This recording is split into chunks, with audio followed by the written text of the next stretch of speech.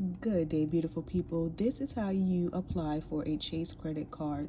You go to creditcards.chase.com and you will see all of the different options for credit cards. The one that I chose is the Business Cash. I already have a Business Cash Inc. card for another one of our businesses, and I do like the Chase card, so I decided to get a second one for a different business that we have. So you do have the option to compare the cards and see which of these has the amenities that you like and you prefer. I like this one because, like I said, I already have it and I have experience with it, and I don't want an annual fee. These other ones have annual fees. So to apply, you just click on the blue button there, and you can see all of the different terms and the perks that you have with this card. You can earn up to $750 bonus cash back, $350 when you spend $3,000 on purchases in the first 3 months, and an additional $400 when you spend $6,000 on purchases in the first 6 months after opening the account. 10% business relations bonus. You can earn 5% cash back on the first $25,000 spent. In combined purchases, you earn 2% cash back on the first $25,000 spent in combined purchases at gas stations, 1% cash back on other purchases, and the interest rate, which is the part that I love, is 0% interest rate for 12 months from account opening on purchases. After that, it is between 18.49% and 24.49%. And you have the option to redeem for cashback rewards, which is what I almost always do. I like to do that and have the money go back to the credit card to help pay the credit card down, or you can have it put into one of your bank accounts that you have linked to the card. So some of the things that they are going to ask as far as personal information is concerned, of course, is your name, your date of birth, your social security number, and yes, you do have to put your social security number in there. I'm going to tell you why. You're going to say if your address is domestic or military, and you're just going to scroll down. You want to put your annual income. If you guys don't already know, when they ask or credit cards ask for your gross annual income, you put every type of income you have coming into your home if you want to be considered for the highest limit possible. If you and your husband or you and your wife, your spouse are working and you have double income coming into that home, you put it all because you want to be considered for a higher limit. If you have child support, alimony, anything you want to be considered as income, you put that down, and you want to put the gross, not the net. So as far as business info is concerned, you're going to put whether you're an LLC, corporation, partnership, sole proprietorship, whatever. Note, you will be asked your percentage of ownership. If there is an owner with 25% or more ownership, that person will have to be put on this credit card as well. They will have their credit reports pulled, and they will have to go on the card also. So take note of that when you apply for a Chase business card. You're going to put your business legal name, your desired name that you want to be on your card. Does your business use another name like a DBA or trade name?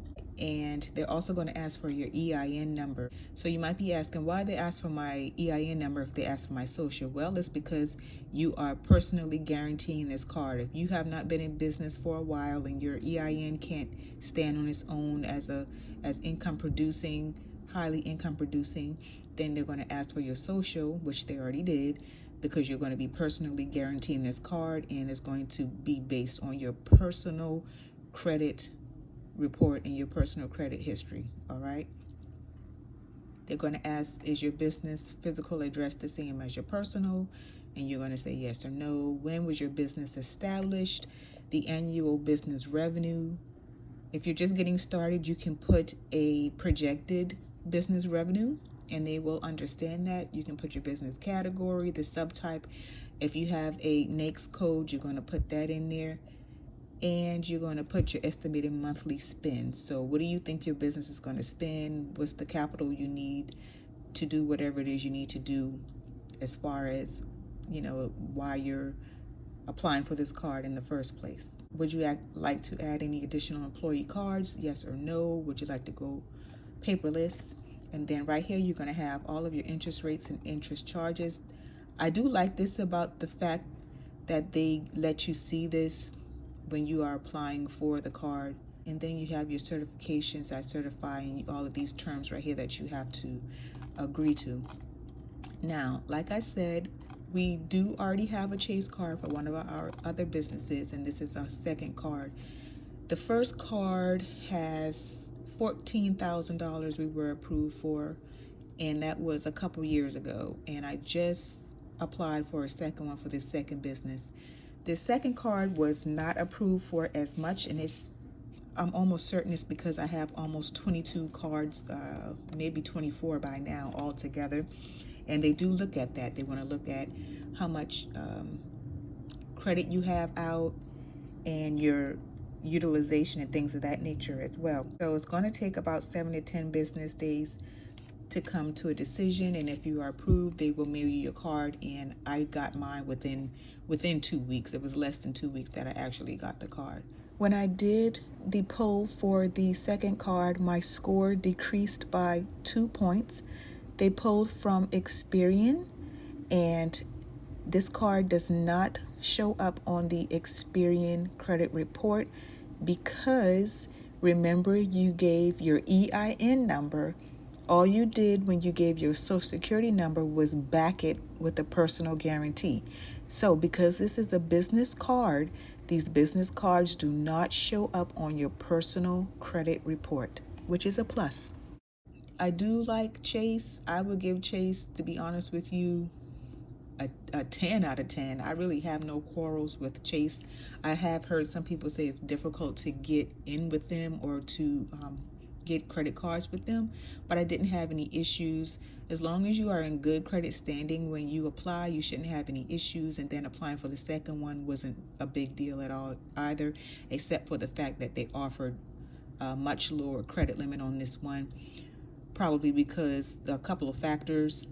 We already have a card with them, and like I said, I do have quite a number of credit cards, and they just want to make sure that I'm able to handle it or whatever the case may be.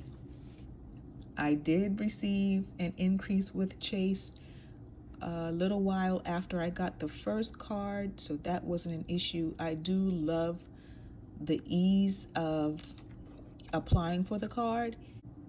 That's pretty much what I have to think about applying, and this is strictly about just applying for the Chase card. So I want to thank you all for watching. If you have any questions, comments, or concerns, please feel free to shoot them at me. Bye-bye.